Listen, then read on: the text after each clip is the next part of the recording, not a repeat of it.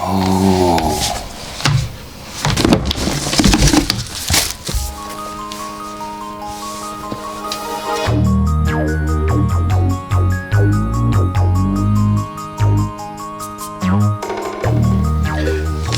Ada warningnya teman-teman dari Hugo ya. Ini Hugo Store dan Vimy Indonesia.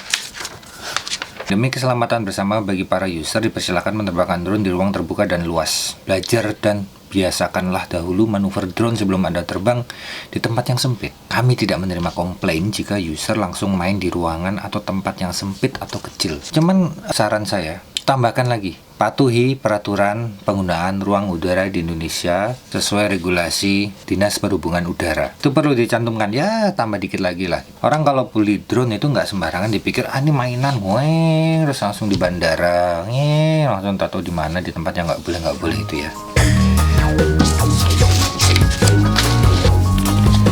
Ini adalah Vimy X8 Mini yang V2, yang versi 2 teman-teman. Dia warnanya mirip kayak Autel saya. Coba lihat isinya dulu, dapat apa aja. Yang tadi saya bongkar itu terusnya dapat kaos. Dapat kaos.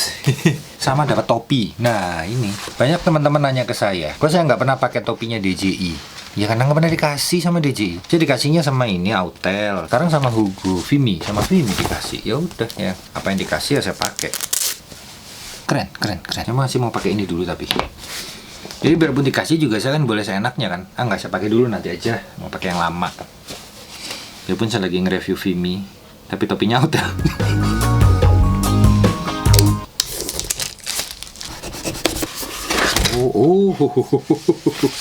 Langsung keluar. Lo lepas semua. Tulisannya 4K ya. Ya, ini kameranya beda dengan yang versi 1. Yang versi 2 ini kayaknya memang benar-benar lebih bagus kameranya. Tapi ingat ya teman-teman, selalu kalau kita beli drone itu adalah beli kamera terbang. Selalu saya katakan seperti itu. Sehingga kalau yang namanya beli kamera terbang, maka perhatikan setting kameranya dan juga kekuatan sinyalnya. Bedanya dengan drone toys, drone mainan, tentunya kameranya nggak ada setelannya teman-teman. Miring. Saya kayak ISO, shutter speed, focal length segala macam. Biasanya kalau drone mainan itu kameranya ya sudah itu aja gitu, nggak ada settingan apa-apa dan warnanya aneh biasanya. Ada remote-nya di dalam. Ada kabelnya lagi di dalam. Sudah, isinya hanya ini aja. Dan remote-nya modelnya kayaknya beda dengan yang pertama ya. Oh, hampir sama, hampir mirip, hampir sama. Nanti saya coba tes, saya koneksikan dengan remote-nya Vimy yang smart control-nya Vimy ya, bisa apa enggak saya belum tahu nih, nanti saya cobain. Bahannya bagus ini bukan plastik murahan ini plastik bagus ini. Beda banget sama drone toys ya. Ini bukan toys ini drone ini profesional. Ini ada sticknya di sini, disimpan di bawahnya sini. Dipasang dan ini bisa ngangkang, bisa buka sampai 17,2 mm catat ya. Jadi smartphone kalian masuk apa enggak di sini, ini bisa sampai 17,2 cm. Untuk ngecasnya ada di sini, pakai USB-C ngecasnya. Oh iya, tadi kabelnya dapat apa aja sih? Kakasnya kita dapat kabel data dapat, terus baling-baling cadangan sama kabel USB-C. Ternyata dapat obeng teman-teman. Ini untuk ngecasnya USB-C buat ngecas remote-nya. Ini yang buat kabel datanya kalian dapat yang micro USB, USB-C dan Lightning. Baling-baling cadangannya dapat sepasang plus sekrup-sekrupnya. Kita bisa cek 50% lebih, 75%. Kosong kayaknya teman-teman. Kosong, nggak ada isinya. Ini nanti saya pasang pakai iPhone saya yang paling besar tuh iPhone 6s Plus, tapi di mobil. Males ya mau mobil. 6s Plus cukup nggak? Cukup. Jadi pakai iPhone sama dengan 6s Plus cukup dan masih ada sisa sedikit. Segitu. Yang saya pakai yang Lightning. Oh iya, di setiap trending drone selalu ada pertanyaan yang sama. HP apa yang cocok untuk drone? HP minimum requirement-nya. Masalahnya adalah kenapa saya pakai iPhone, karena di Android itu terlalu banyak pilihan, saya pusing. Sedangkan semua drone biasanya selalu recommended menggunakan Apple iPhone. Walaupun iPhone 6s Plus saya itu jadul, harganya mungkin cuma 1 jutaan, tapi masih bisa dipakai untuk drone-drone modern sampai tahun 2023 ini masih bisa dipakai. Memang ada yang protes, RAM saya besar, prosesor saya kenceng, Snapdragon, pakai apa di Android itu ya. Saya rasa bukan itu, justru spesifikasi GPU-nya, graphic processing unit-nya itu yang dibutuhkan untuk menerbangkan drone dengan GPU yang kenceng. Jadi di setiap vlog saya selalu saya praktek menggunakan iPhone, saya nggak praktek pakai Android. Tapi kalian yang pakai Android nggak apa-apa, dicoba aja gitu. Tapi jangan minta solusi apa-apa ke saya. Ini kok Android saya nggak bisa, saya pakai Android yang terbaru yang keluaran tahun 2025, sekarang masih 2023. Saya pakai Android 2025 kok masih nggak bisa juga ya. Sulit. Bukan saya nggak suka, saya suka pakai Android. Cuman sulit untuk menentukan mana Android yang bisa, karena ada ratusan bahkan ribuan jenis model HP Android. Kalau ini hanya tinggal iPhone 6, 7, 8, 9, 10, 11, 12, tinggal gitu aja kan. Lanjut. Kemudian di remote-nya ini kayaknya ada fan pendinginnya, ada kisi-kisi di sini nih untuk cepret foto, record video, naik turun kamera. Sini nggak ada apa-apa lagi, belakangnya kayak gini. Saya nggak tahu dia pakai apa, dual band apa single band, saya nggak tahu. Kalau drone-nya sebesar ini sih, kecil. Mantep dan mantep. Bahannya bagus. Ini bahannya drone mahal, ini bukan drone murahan ini bahannya. Di bawahnya ada sensor untuk menjaga kestabilan terbang pada saat tidak ada GPS indoor, ini menjaga kestabilan. Gimbalnya kita hitung bareng. 1, 2, 3. 3 aksis gimbal. Udah, sekarang baterainya saya lepas dulu. Gimana cara ngelepas baterainya? Oh, ini pencet kayaknya. Ada gini aja nih.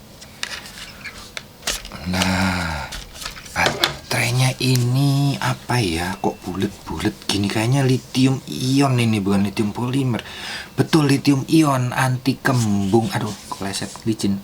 Jadi sama kayak Dajiang Mini 1 apa Mini 2, saya lupa. Pokoknya lithium ion, bukan polimer. Kalau polimer itu bukan gulung, bukan bulat begini. Di sini ada switch. Di sini ada untuk USB micro untuk transfer data maupun untuk ngecas baterainya juga sekalian bisa di sini. Ada slot untuk micro SD card. Nah, switchnya ini RC Wi-Fi. Oh, switchnya ini untuk amat untuk remote control sama untuk wireless fidelity. Wi-Fi, wireless fidelity. Yang artinya drone ini bisa diterbangin tanpa menggunakan remote-nya. Harusnya ya. Nanti kita coba. Untuk ngecasnya nggak bisa di drone-nya, ngecasnya di baterainya langsung. Di baterainya nggak bisa di drone-nya. Jadi di sini pakai USB-C. Dan ini apakah fast charging? Sepertinya dia akan nyala pada saat dicas dan mati kalau sudah selesai. Akan memakan waktu 2,5 jam untuk ngecas hingga full menggunakan 5 volt 2 ampere, 1,5 jam, 9 volt 2 ampere. Oh, bisa fast charging. Ini fast charging teman-teman. Sip. Oke. Sekarang kita tes dulu.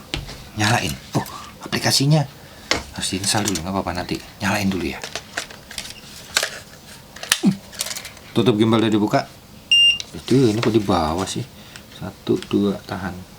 Nggak bisa. Kosong. Kosong teman-teman. Oke, nanti lanjut lagi ya. Ini saya cas dulu. Kalian kalau mau ngeliat ngecasnya ini, wah susahnya. Bentar. Oke, Vimy, ini kritikan dari saya ya. Ini bisa nggak dibuat lebih mudah ini buat ngelepas baterai, karena saya khawatir pada saat saya nyongkel ini ya, ini kan harus saya congkel gini kan, harus saya congkel ke sini. Ini saya khawatir ininya pecah gitu. Apalagi kalau orang-orang yang nggak sabar gini biasanya pakai tek krek gitu. Ini yang pecah tuh ininya nanti atasnya. Vimy mungkin bisa diperbaiki nih untuk kompartemen baterainya ini. Oke, saya cas dulu. Coba. USB-C saya mana?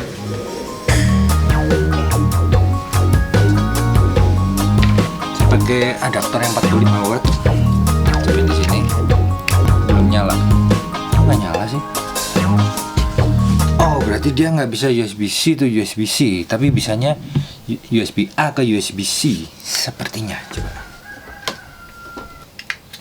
Oke, udah nyala teman-teman. Jadi kalau ngecas seperti ini. Ya. Langsung nyala begitu A ke C. Ya udah nggak apa-apa.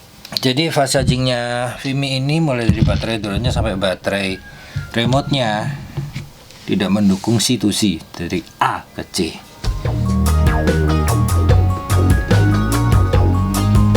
Ya, sambil nunggu deh saya bacain untuk spesifikasinya ya. Maksimum speednya 16 meter per detik. Aduh, itu sulit membayangkan sesuatu yang dalam satuan meter per detik. Bener, sulit. Saya harus konversi. Apa salahnya sih?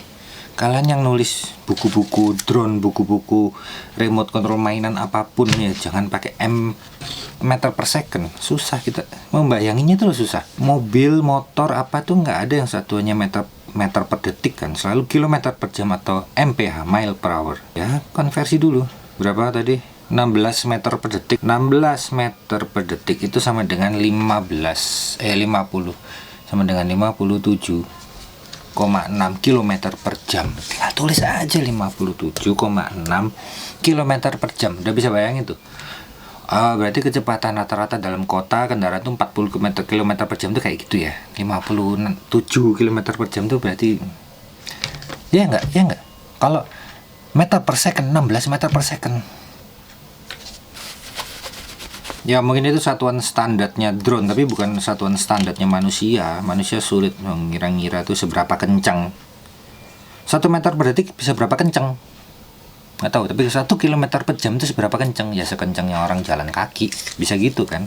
Satelitnya ada Beidou, GPS, GLONASS, Galileo. Ada 4 satelit yang harusnya ini sangat bagus, sangat akurat. Nah, operating frekuensinya 5,7 hingga 5,8, berarti 5,8. Flight time-nya 37 menit. Remote control-nya juga beroperasi pada 5,7 sampai 5,8 GHz. Maksimum transmission distance di sini sampai 8.000 meter. Ya 8 km ya. FCC ID, dia pakai FCC bukan CE, pakai FCC. Jadi tidak pakai CE ini. Tidak pakai CE kayak drone Dajiang DJI. Kameranya F-nya 2,0. Sensornya 1/2,5 inch. CMOS 1/2,5 inch itu sama dengan 0,4 inci, nggak sampai setengah in ya, 0,4 inch. Bitrate 100 Mbps. Udah, itu aja. Spesifikasinya seperti itu. Dan ini kalau dibandingin sama hotel saya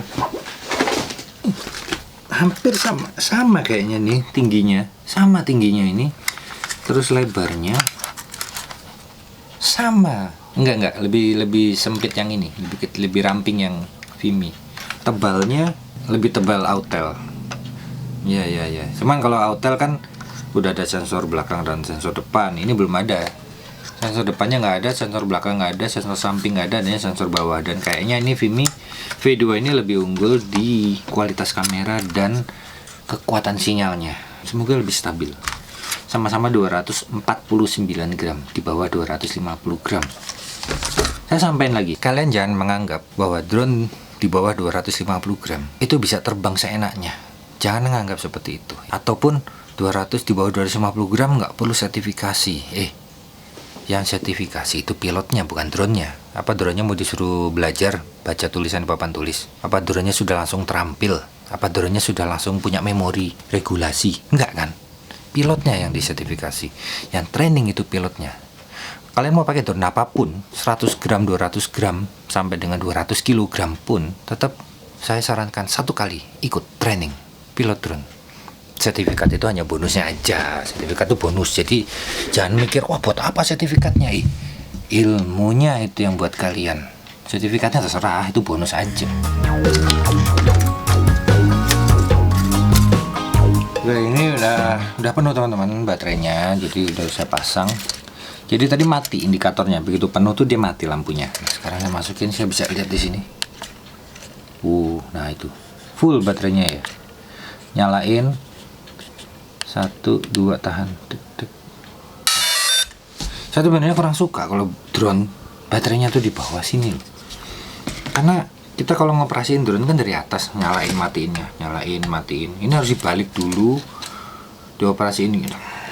Waktu saya nge-review Dajiang DJI yang lama-lama, DJI Air, Mavic Air segala macam, di bawah tuh nyalin matinya itu saya udah nggak nyaman sebetulnya, tapi ya sudah. Itu mungkin catatan tersendiri untuk Vimy nextnya gitu ya. Nah sekarang karena remote-nya masih di cas di situ, belum penuh. Ini bisa saya operasikan menggunakan HP saja tanpa remote. Pindahin dulu switch-nya ke WiFi. Di sini connect dulu kita ke WiFi-nya dia. Namanya X8MIN ini yang bawah. kemudian passwordnya 123456778. Kalau sudah, buka aplikasi Vimi Navi Mini. Nah, enter device, kemudian connect ke WiFi di sini. Kalau udah connect semua, nanti akan keluar gambarnya. Di sini tampilannya seperti ini, teman-teman. Jadi ini saya tanpa remote sudah bisa connect dan bisa saya terbangkan karena ada sticknya di sini juga. Oh iya, kalau tangan saya pindah ke sini, dia pindah. Saya ke sini, dia pindah. Oke, mantap. Oke, ini bagus ini. Mode-modenya banyak sekali. Bahkan ini tuh bisa foto. Deket amat. Ini tuh bisa foto vertikal. Kalau pakai smartphone dia hanya bisa jarak maksimum 100 meter saja ya. Jadi jangan jauh-jauh. Utamanya sebetulnya ini sangat praktis pada saat kita gunakan untuk dapat sinyal GPS di dalam sini. Ini beton loh ini. Dapat sinyal GPS 4, 5. Nggak ngunci sih, cuman loh ada sinyal GPS-nya tuh di atas. Drone lain nggak dapat. Autel saya nggak bisa dapat sinyal satupun. Coba. Di sini ada catatannya, dia akan terbang langsung 1,2 meter ketinggiannya.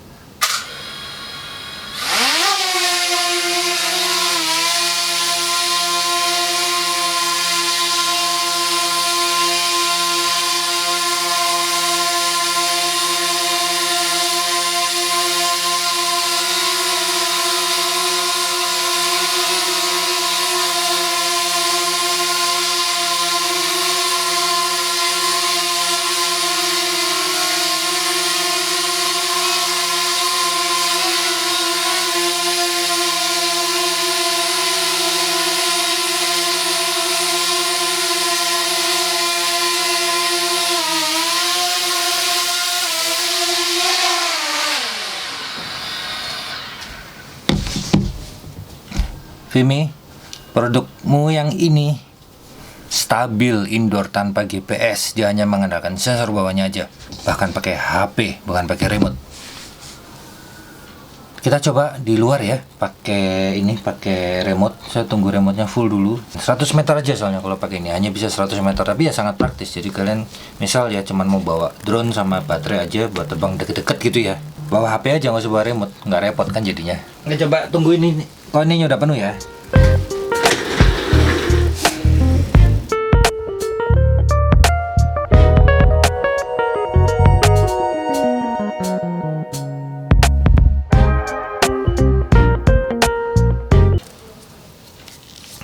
Hari ini tanggal 29 Mei. Vlog ini saya bagi dua ya teman-teman, part 1 dan part 2. Part 1 yang sekarang, part 2 yang berikutnya. Karena kepotong sebentar, saya harus ke Jakarta sampai tanggal 1 Juni. 4 hari lagi, ya berarti 4 hari lagi dari vlog ini. Mungkin saya baru bisa 5 hari lagi lah upload yang part 2, yaitu tes kekuatan sinyal, tes kamera siang dan malam hari. 3 lagi ya. Harus berangkat.